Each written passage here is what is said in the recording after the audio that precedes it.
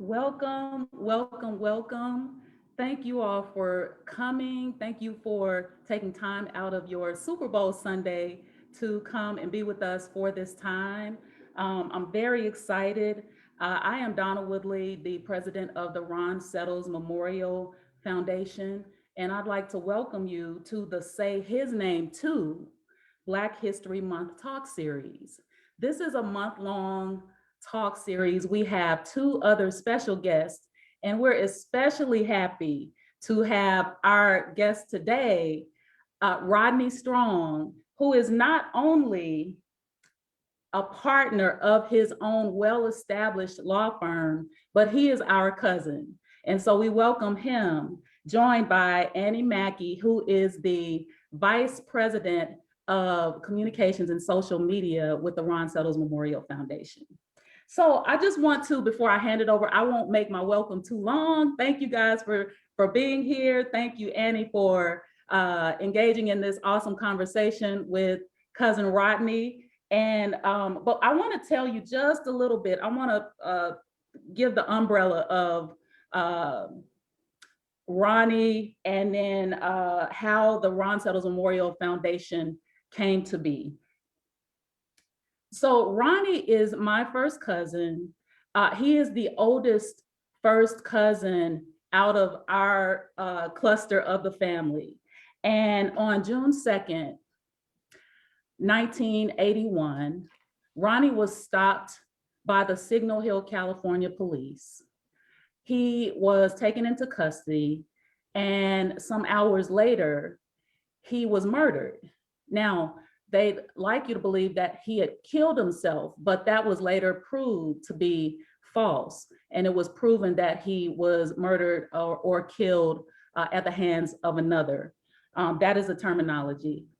And fast forward or go some 40 years later, throughout that dash in the pursuit of justice, and also while maintaining memoriam, that resulted in the forming of the Ron Settles Memorial Foundation. So a lot has happened in between that time, a lot of pursuit of justice and a lot of work to maintain the memory of not only Ronnie, but our beloved uncle and aunt, Donnell and Helen Settles. The Ron Settles Memorial Foundation is made up of a board of first cousins. In our effort to turn our pain into purpose, we have established a scholarship fund for well-deserving students who will be going to college to study criminal justice and law. What our goal is to strategically change the system of inequality to a system of equality. With that being said, Annie, you now have the floor. Thank you so much, Donna, for that wonderful introduction. Again, I am Annie Strong Mackey.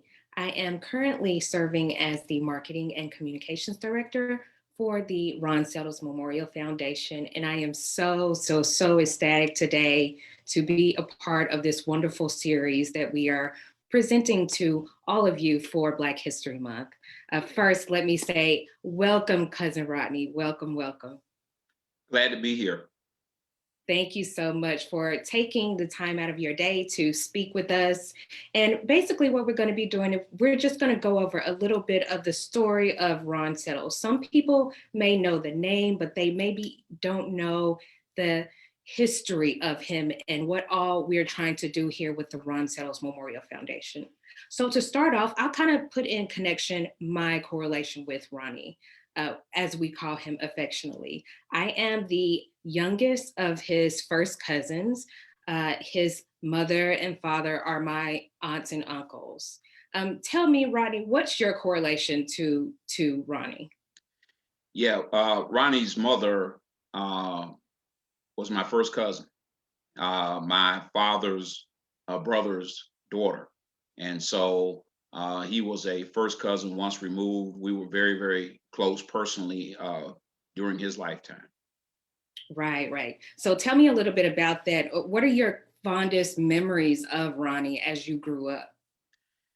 Well, Helen one of my earliest memories of my cousins was of Helen.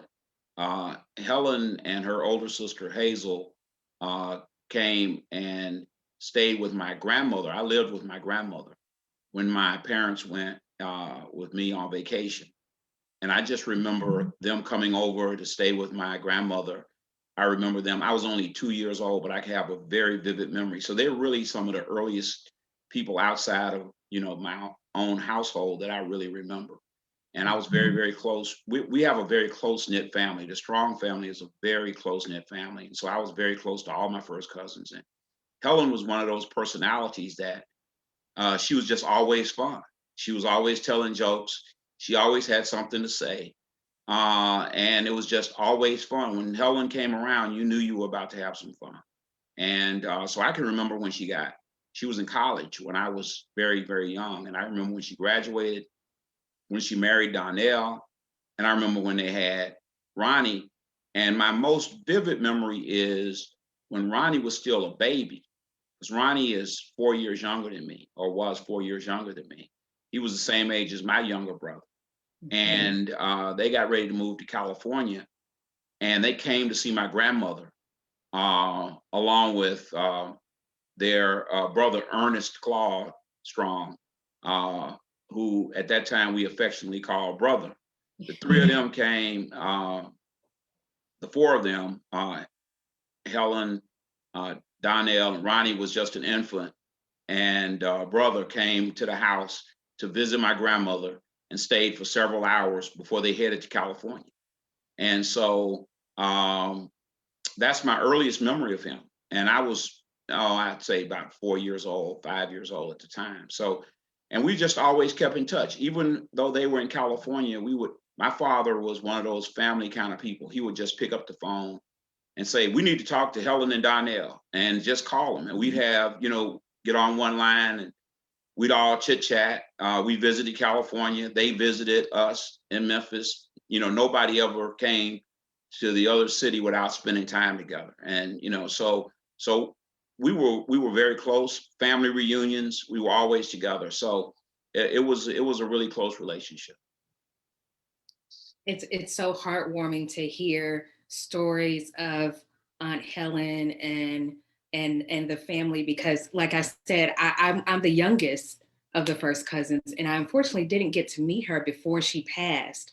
So, but every time I speak to someone, the main story that I hear, she was so much fun. She was so caring, her and the entire family. And again, what you just described, it sounds like just everyone in the family, all the way up to my grandfather, always, hey, let's pick up the phone. How are you doing?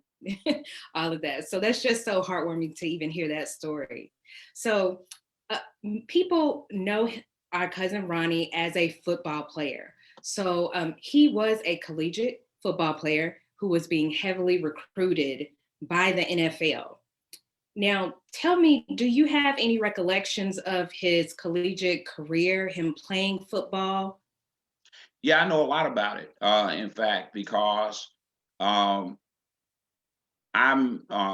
graduated from college, and he was while I was in college, and the year after I graduated from college, he was a high school football star. He was a junior high school football star, and he was a high school football star, and his team in high school won the state championship in California.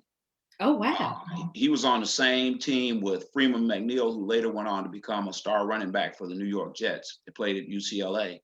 He went to Cal State Long Beach, which was his hometown. And so I followed his career. Back in those days, we didn't have an internet. Everybody read magazines. So, you got statistics and things like that from the Sporting News, from about top prospects, top college prospects. He was definitely a top college prospect.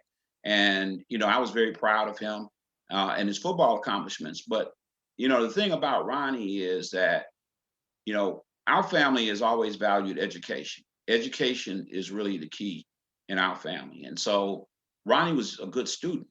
That's the thing. His parents had been very successful in California. They had graduated, from Lane College. They had moved to California.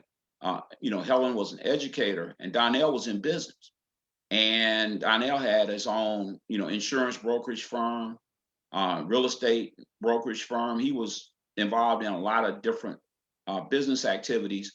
And Ronnie had decided that he was going to major in business administration. He was going to be a business guy.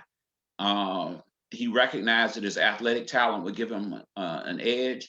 And so he and I used to have very, good conversations about the future and about, opportunities in business and that kind of thing. So yeah, he was a star though on the football field, and he was very heavily recruited. Once he got to college, he was the all-time leading ground gainer for his college, and the Cowboys were recruiting him, and they had made it clear to him that they planned on taking him in the draft. Wow, that's very interesting. And I think the main point about all of that is that not only was he a star athlete, heavily recruited by NFL, also he was educated, very smart. And like we all know, our family comes from a long line of educators. Education is always number one, no matter what you may be involved in sports or another outside activity.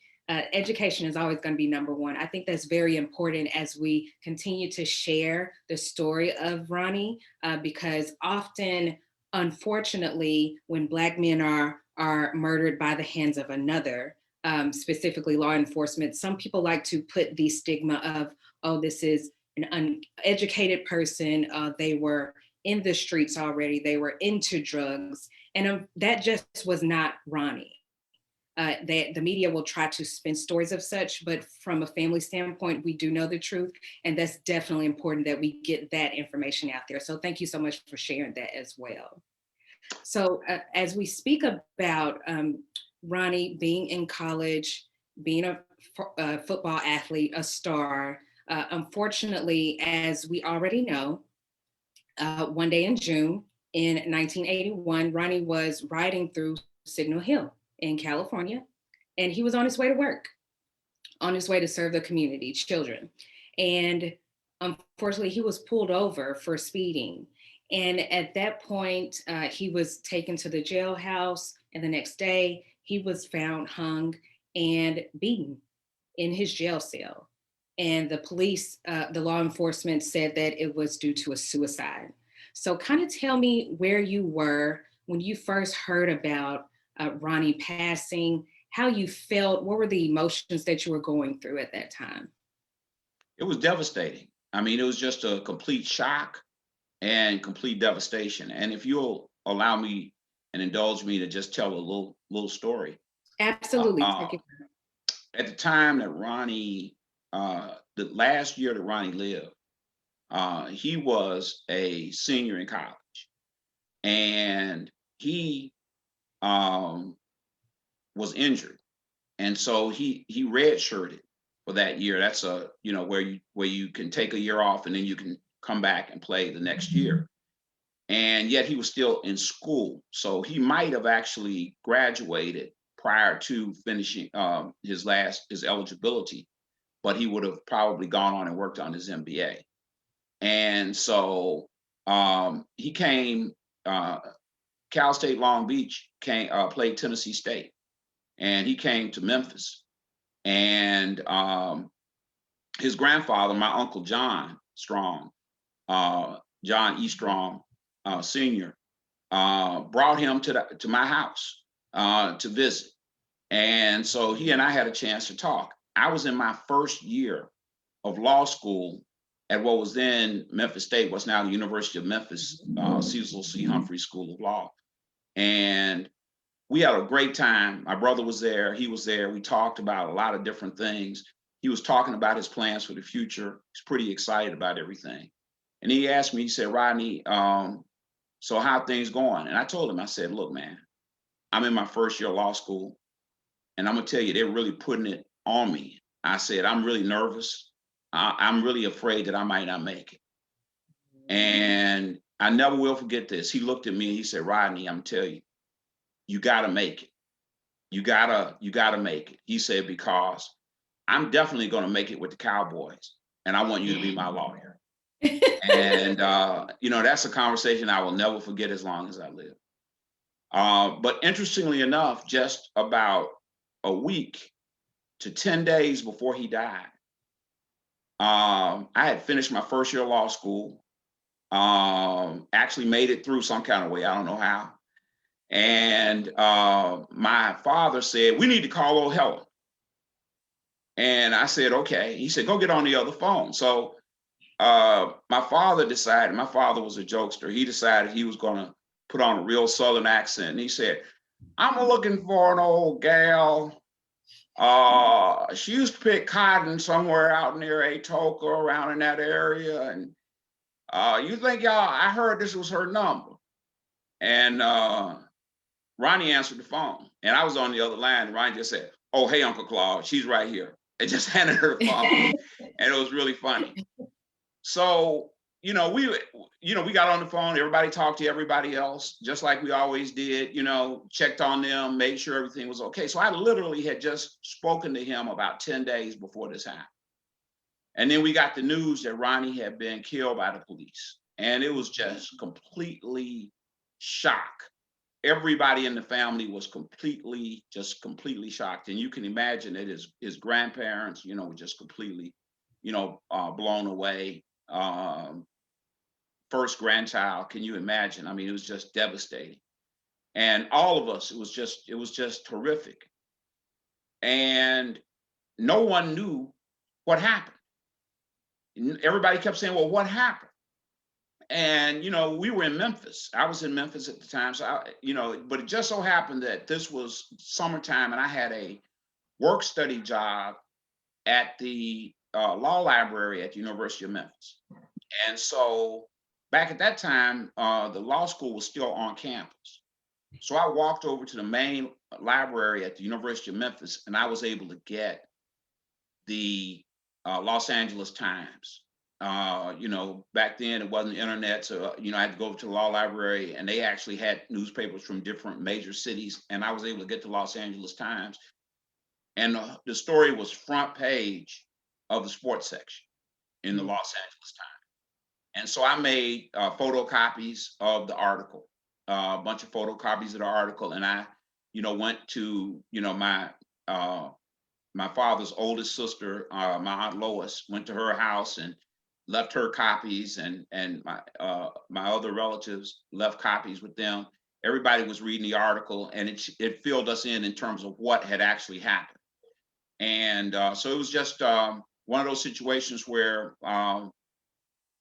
we were just in shock. And then once we found out what happened, that's when the just complete outrage occurred, because the police were trying to make allegations that somehow he had been involved in some type of nefarious activity, which we knew could not have been the case.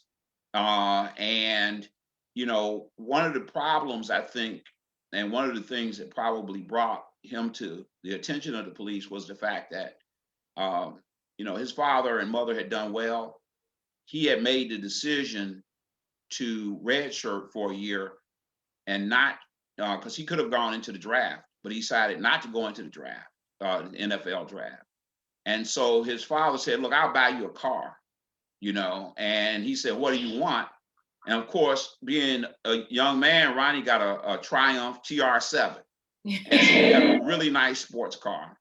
And I'm certain that brought him, to the attention of the police, because Helen even told me that once she was in the car with him and he wasn't speeding or anything, and in that same stretch where they stopped him this time, that they stopped him, but when they saw her in the car, they didn't ticket him or anything, because they realized that there was a witness there.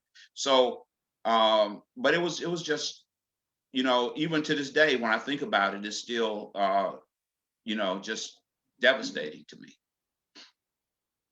Yes, same here. I know my parents did a really good job at telling me about the story of Ronnie, what happened, what was the truth, and just sharing their accounts as well, where they were, how it affected them when they first heard, and just trying to be support for the family.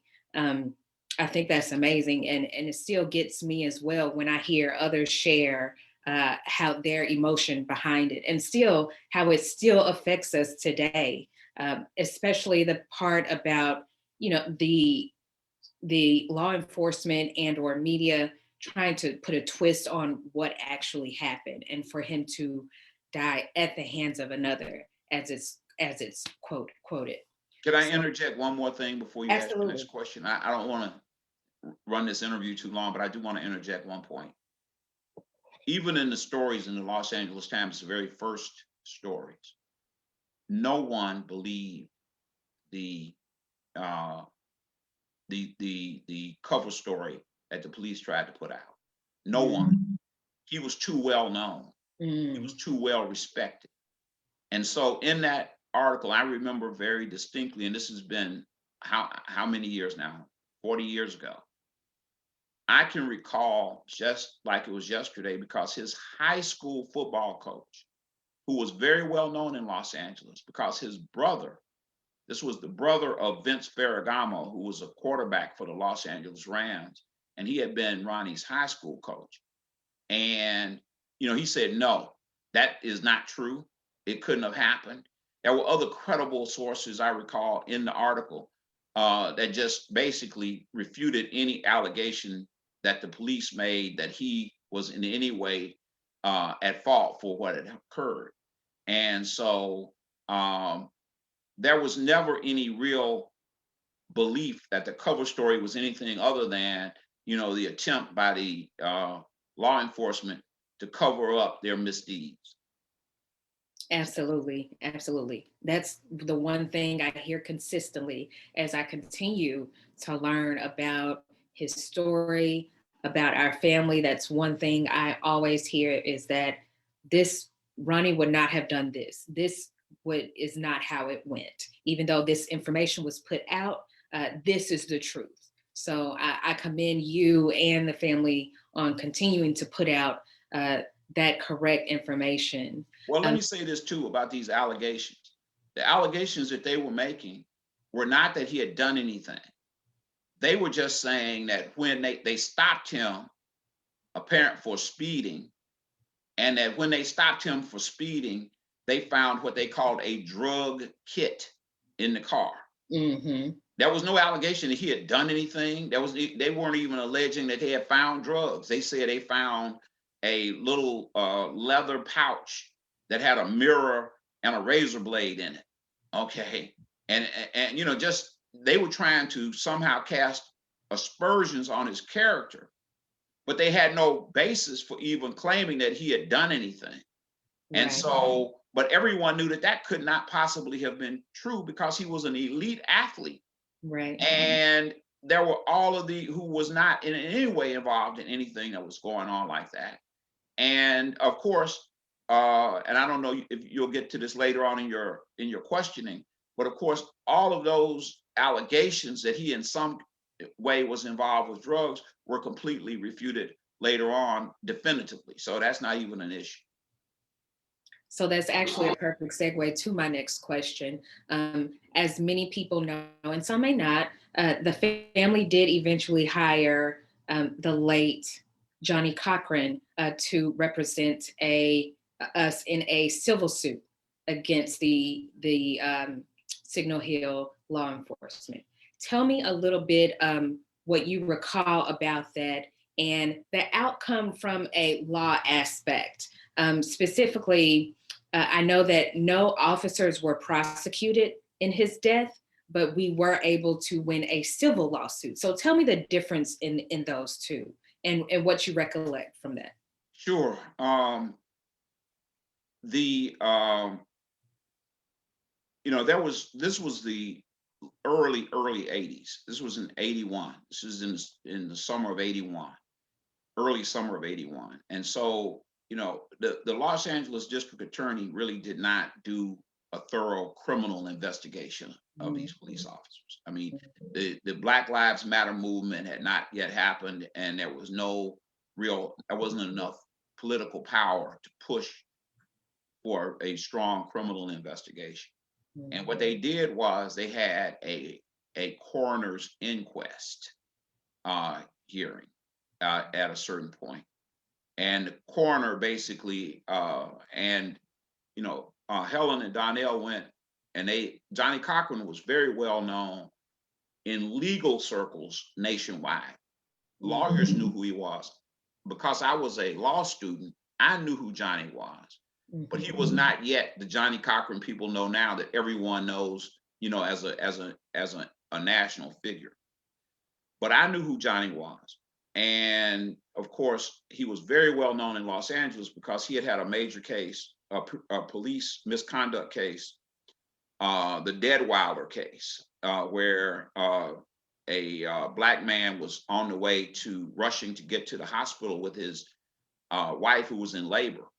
And the police tried to stop him, and he ran through a red light, pulled into the hospital, and they shot him to death, at the emergency room area of the hospital. And it was an outrageous case, but Johnny handled that case successfully for that family. And so he was very well known in Los Angeles, and it got a lot of attention in legal circles, and he was well known around the country, but he wasn't known nationally per se, just as a general figure. Right at the funeral, which was in Memphis at Donnell's home church, afterwards, I spoke with Donnell and I said, look, I just finished my first year of law school. I'm just working a work study job this summer. I'd like to come out to LA and see if I can help you with this case. And Donnell said to me, he said, Rodney, that's not necessary. He said, I got Johnny Cochran representing the family. And that was like saying I got Perry Mason representing the family. Right. It was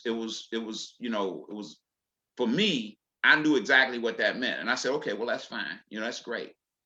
And Johnny did a great job.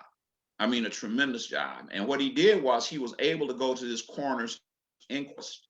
And at this coroner's inquest, he was able to show that Ronnie was killed at the hands of another, because the cover story that they put out was that they had stopped him for speeding, that they had arrested him, and that they had put him in a cell, and that they came back in the cell and found him hanging where he had taken his bed sheets and hung himself in the cell.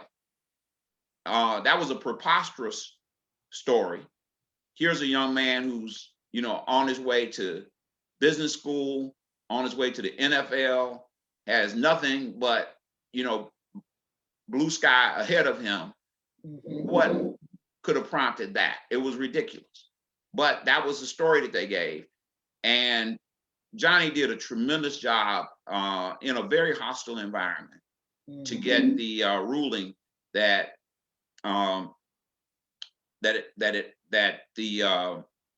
the killing happened at the hands of another. Now, there was a lot of pressure in the community. There were demonstrations. Ronnie was well known enough and well respected enough where there was actually a general outcry about what had occurred. And so there were demonstrations, there were other kinds of things that put pressure on the system. But of course, it wasn't enough to get true justice, which would have been to identify the perpetrators and bring them to justice. But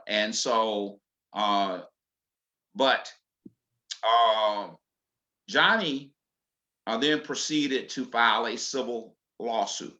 Now, you asked me about the difference. In a criminal case, you're determining that someone is guilty of committing a crime, and therefore they can be punished with criminal penalties. That is a fine, or they can be sent to prison for a period of time, or in a very heinous situation, they possibly could be put to death for this criminal situation.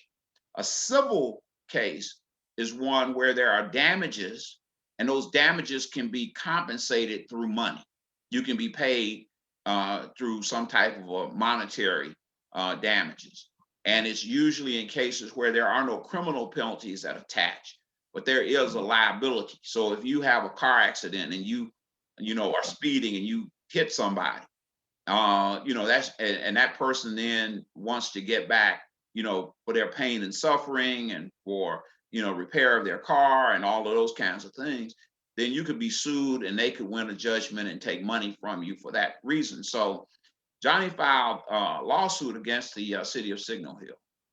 And that lawsuit, in the discovery phase, and in the legal profession, discovery just means there's a period on a civil lawsuit where each side has to show all the evidence that they've been able to gather about the other side. So if I gather evidence, I have to share that evidence with the other side in the lawsuit. If I'm the plaintiff, if I file the suit, I'm the plaintiff, I have to share that with the person who, committed the act, who was the defendant. And so in the course of this period that they call discovery, Johnny made the decision that he needed to have forensic evidence, because one of the things that happens in a civil lawsuit is that you can make an argument of what's called contributory negligence. You can say this person really contributed to their own death. They were doing things that were reckless. And, and so obviously one of the things that the city of Signal Hill was going to say in their lawsuit, clearly they made that clear and that Johnny recognized it, was that they had found this drug kit, no drugs, but this drug kit in the car, and that Ronnie was somehow doing drugs, and that therefore, he contributed to his own demise. It's much like what you see where if you go on the right wing blogosphere, you'll see allegations that, George Floyd was on drugs, and therefore, even though we see with our naked eye them, basically, putting their knee on his neck until he's dead, they say, well, no, it's really because he was on drugs. Okay, so it's always this idea of contributory negligence. They really did something that really should have caused his death. And so in Ronnie's case, Johnny did something that was pretty unusual at the time. He had the body exhumed and he had it removed from the cemetery and taken and flown up to a laboratory for forensic examination. And the forensic examination came back and said there were no traces of any drugs of any type in Ronnie's body. And so at that point, the city of Signal Hill basically came to the table and they settled the lawsuit. The decision to settle it was really Helen's decision. The stress was just really devastated her. And they didn't just kill Ronnie, they killed Ronnie and Helen. I mean, Ronnie, Helen had 7 siblings. I believe 7, I think it's 8. I think Uncle John had 8 children. 7 siblings. All of them are still living, including her older brother and sister. One of whom, the oldest of which is 89 years old. They're all still living. She's been dead for 30 years now. And, she could not handle going through anything more. And she basically made the decision with Johnny, in consultation with Johnny, to settle the case. And they settled it for what was a huge amount of money at that time. But it was a huge case for Johnny. If you read Johnny's book, Journey to Justice, he has a whole chapter on the Ron Settles case. And, it's just extremely, extremely shocking situation. But, like I said, it took out not just Ronnie, but, it really killed Helen also.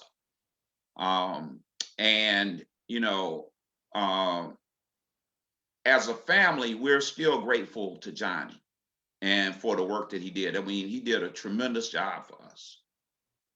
Absolutely. Thank you so much for sharing that information with us. So, as you know, and as our public viewers may or may not know, here at the Ron Settles Memorial Foundation, we are absolutely committed to furthering the education of those who are interested in pursuing degrees such as law, public service, anything of that nature. And we are currently offering scholarships in 3 different cities. Right now, they are in Memphis, Atlanta, and as well LA County. And we're also, along with that, offering 3 internships in those correlating cities, as we have partnered with the Cochran firm.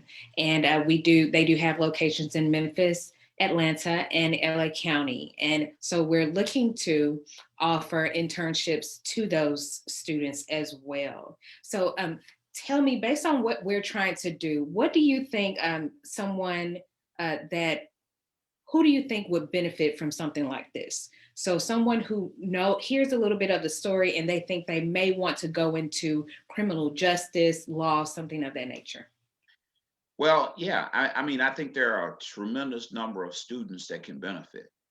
So many of our students just need an opportunity. And I'm a lawyer. I've been practicing now for 30 years. It's hard for me to believe. Had a 12-year career in Atlanta city government.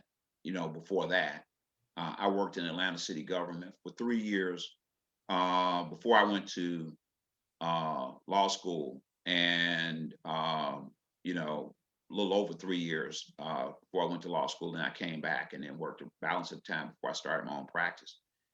And I'm gonna tell you,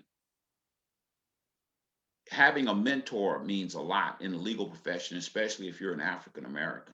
Having somebody who can help you, help show you the way. Uh, I grew up. I was just old enough to remember racial segregation in Memphis, and I saw racial segregation end. The '64 Civil Rights Act passed when I was 9 years old, and I made a decision when I was very young, and I wanted to be a civil rights lawyer.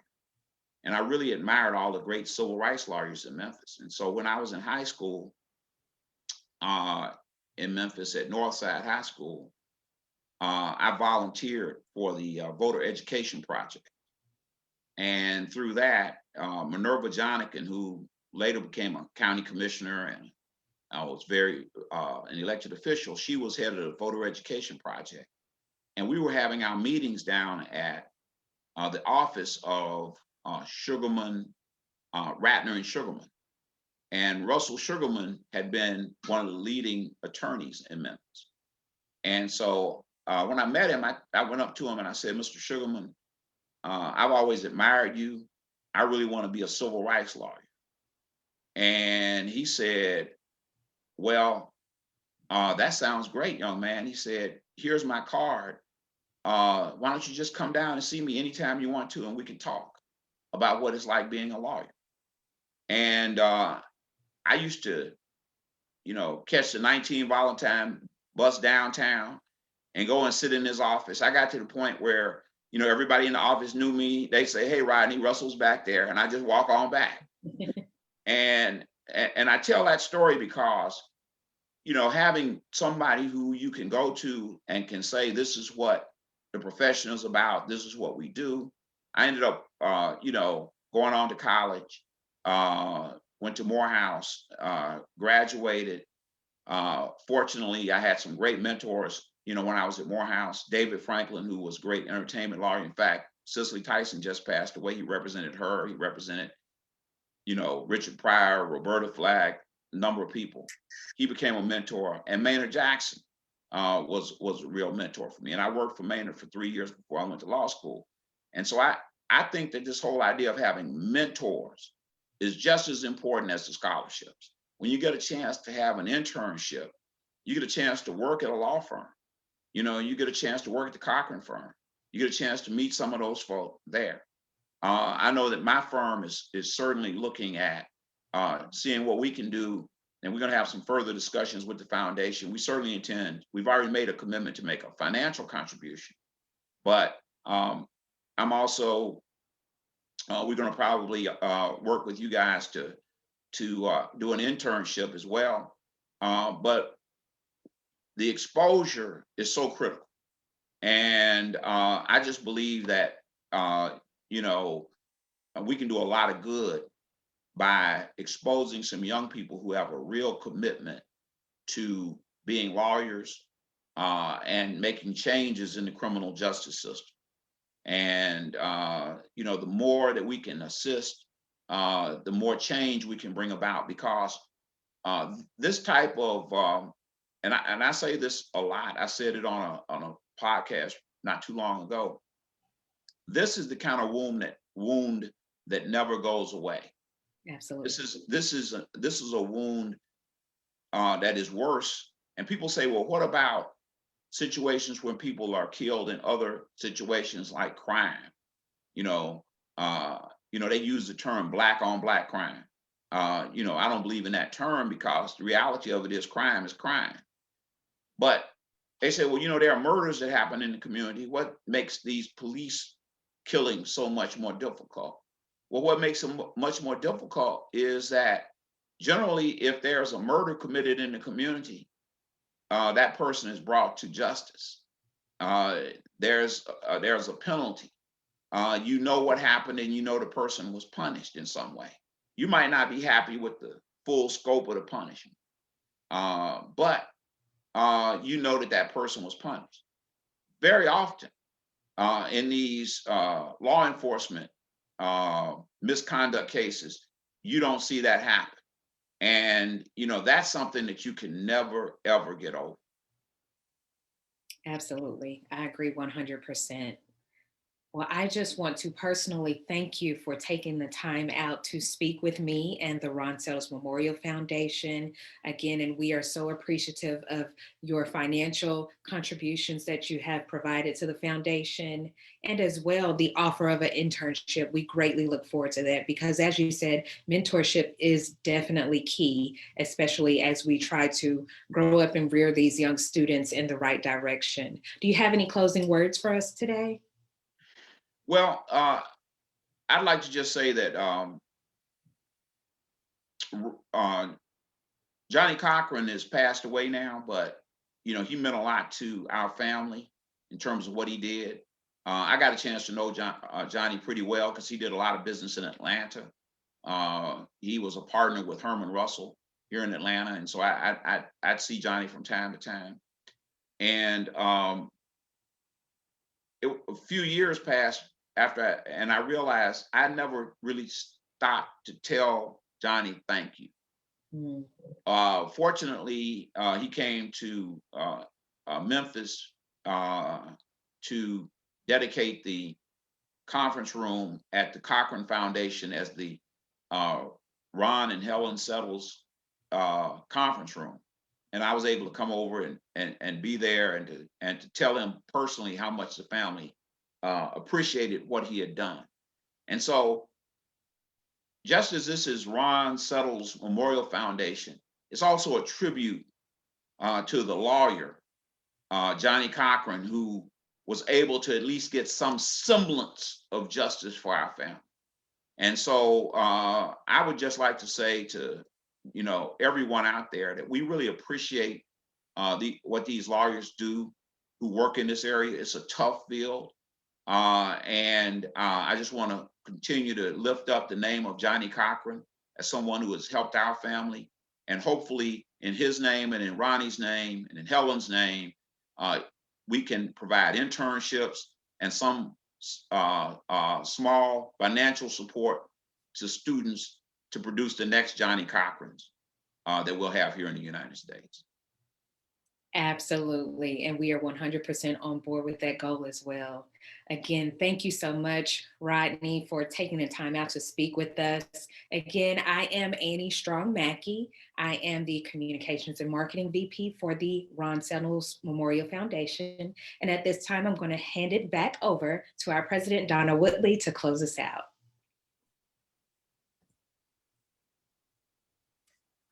Hi, everyone. Thank you so much. Wow. Wow. Wow. That's all I can really say.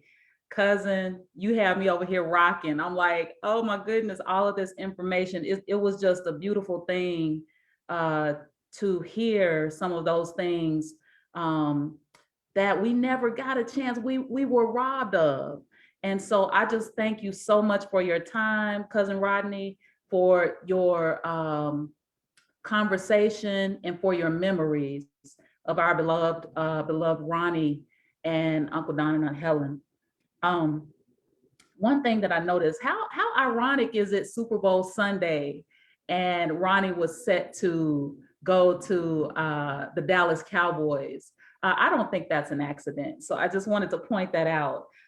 Viewers, thank you so much for tuning in. We appreciate your support. We would love for you to continue to support us. We can't thank you enough. We have other conversations that will take place later on this month. We have Mr. Wayne Chaney. We are excited to have him join us on February 20th. And we're also excited to have Ms. Cynthia Kirkwood on the 21st. They were very close to Ronnie as well. And they'll be providing some insight. What our effort is to provide a human element to Ronnie because he was a human being. And so we're excited to have them. I want to invite you to follow us on social media. We are on Facebook. As you know, with the Facebook Live, we are on Twitter, Instagram, and LinkedIn. And if you just search the Ron Settles Memorial Foundation, or we're at Ron Settles Memorial Foundation, those groups will pop up and you'll be able to follow us there. We would appreciate your support in that way.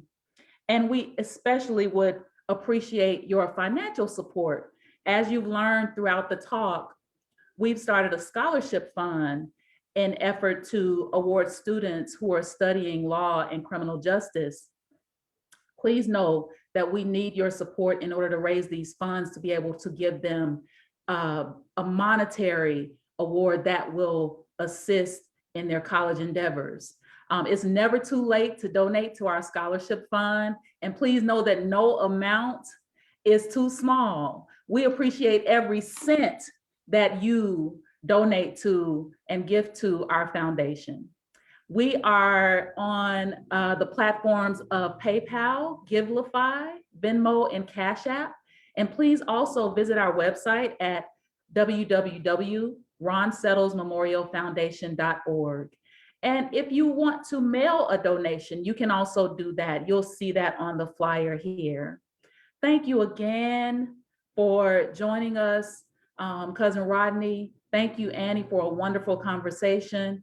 I'm going to leave the flyer up for your information, and we will see you on the 20th. We want you to join back with us then. Have a great, safe, and wonderful Super Bowl Sunday.